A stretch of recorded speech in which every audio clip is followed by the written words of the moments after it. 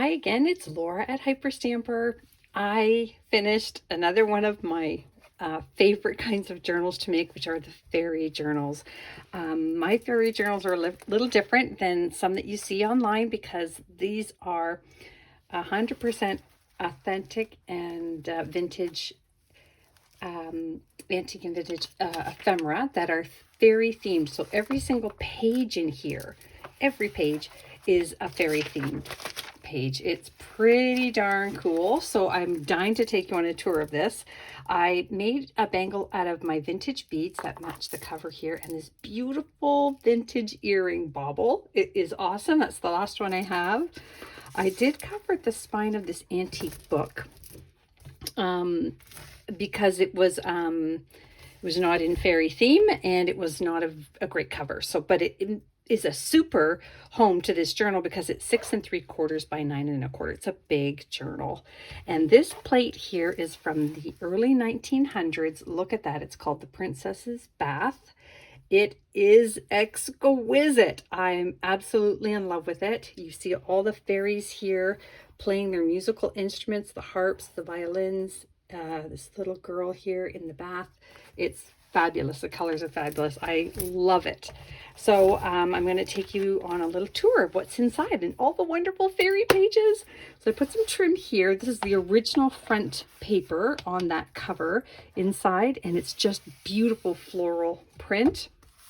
This is from the My Book House series, Through Fairy Halls, and look at these beautiful fairies dancing through the forest. This is a vintage page. You'll see some antique ones coming up as well, like this one here, Fairy and Child. You can see the little fairy there, and it's mounted on top of a Through Fairy Halls page. This is from the 1924 book, A Child's Garden of Verses. I just made that into a journal last night. And this is one of my favorite fairy illustrations ever. It is just stunning, and that is a Cecily M. Barker plate. It's just exquisite. It was hard to give it up. It is rare. You won't find it if you Google search it. So if somebody wants to take it and digitize it, you certainly can because it's over 100 years old now. And yeah, how cool is that?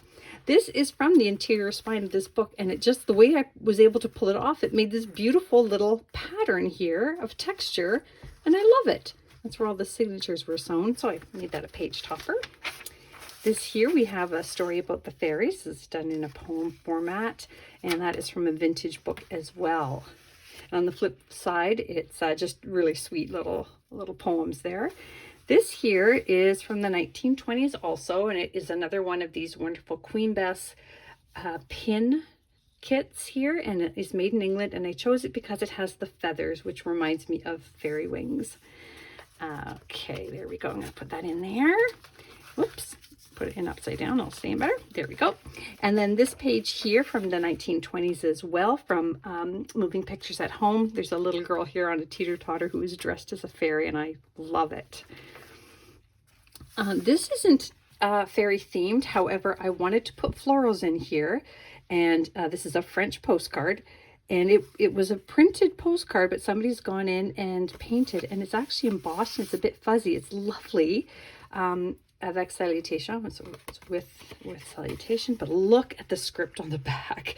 I don't think I've seen anything more beautiful than this. So this is very early 1900s, and this was to somebody who lives at 112 East 116th Street in New York City. It is fabulous. I love it so much. And then this here, I chose this because to me it looked like a home that a fairy would go to because it's a little pink house. And this is a birthday card. You lift it up there. How pretty is that? So fairies to me are all about things pretty. You can even open this up here and you can journal inside. This is beautiful. It's from the 1950s. I love it. It's one of my favorite birthday cards ever.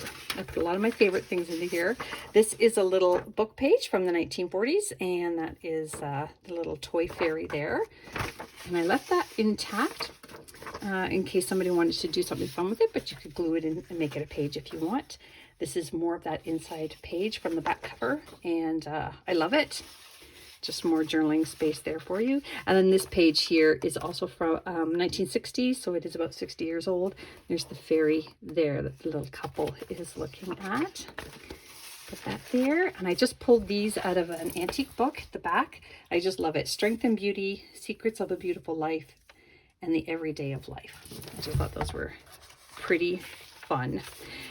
This is a book cover that was in too bad of shape to make into a journal. So it's got this beautiful little elf flying on a bumblebee. And so I turned it into just a page, just a fun page. And that underneath is the Children's Garden of Verses. And we've got the little elf child here on a lily pad. Look at this beautiful one, also from the 1920s. Actually, it's earlier than 1920, I believe. Little poem here. Look at this fairy with the butterfly wings. Oh my God, the bright orange. I absolutely love it. And then I put this beautiful vintage table doily here with the applique. And I pulled this from an antique book as well. The Fairy Ring. Puts an antique paper on the back for journaling. Beautiful little poem there. And this here, also from the 1920s, this sweet little fairies story. Look at this little one. They look so different in so many of the things. And I didn't want to cover up this beautiful illustration, so I just added some paper at the back so you could journal on both sides of that paper as well.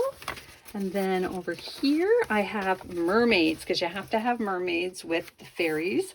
And this one is also about 50 years old, that page. Fairies and Enchanters from another book. This is another one here. This page also from the 60s. Look at that beautiful illustration.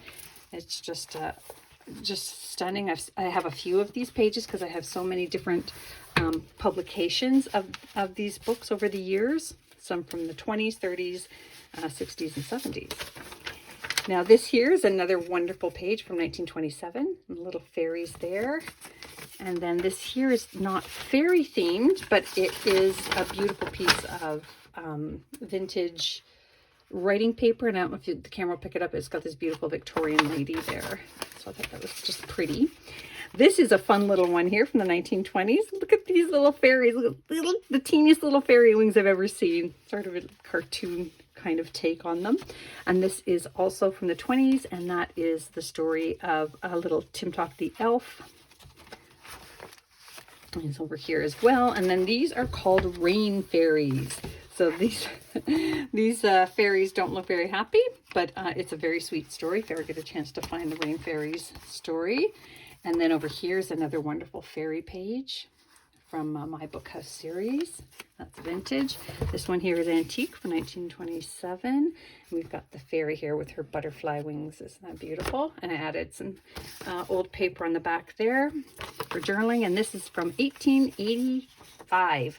It's just a ledger page. It's very delicate, but I love the hand stamp numbers on there. So that's a nice little journaling spot. And then this here is a beautiful little poem here about the moon, and it's got the fairy sitting up here. The little fat fairy was he sitting on the cloud. And then this is not vintage. It's the only thing in the book actually that isn't vintage, but I want to be honest. It is handmade paper infused with sprigs, and I just thought that was perfect for this journal. So that is a handmade paper piece. This here is a vintage, another book I have, not to the My Bookhouse series, a whole bunch more fairies visiting a little girl as she sleeps. This is from the 1920s, and we've got this mermaid floating along here, the waves pulling her, the little fish here pulling her in the waves, sorry. Love it. This is one of my Arborite samples from the 40s. And this is the original Arborite company. And this is a double-sided salesman sample, and very rare, but I chose green and yellow because it sort of goes with the nice pastel-y colors that I'm using throughout this. And just we have to have lots of botanicals. So there's just a pretty little pink and red piece there that I think the fairies would enjoy. This here's a little story from a vintage book about elves. Isn't that sweet? And then this here is just part of the cover of a Currier and Ives book. And yeah, I just thought it was lovely swirls, and made that into a journaling tag. And then this is was the inside of a book. I added some antique paper on the back and made that into a journaling tag as well. We've got an elf here, little Mr. Elf playing his flute. And then this is the Elf's Larder, another story here. Another fairy page. Another just beautiful illustrations. They're so lovely. And these are Martha E. Miller illustrations, these ones. And this here is fun. This is a Gordon Robinson illustration. See the fairies out there by the moon and little children looking, and that is a beautiful red inked piece, and that's the flip side of it. So I hope you love it as much as I loved making it. It's very special. I know the fairy journals are very popular. I have enough to make one more, but I probably won't do that for a few months. So thanks for visiting. Don't forget to subscribe and go to hyperstamper.etsy.com to see the rest of my journals. Bye for now.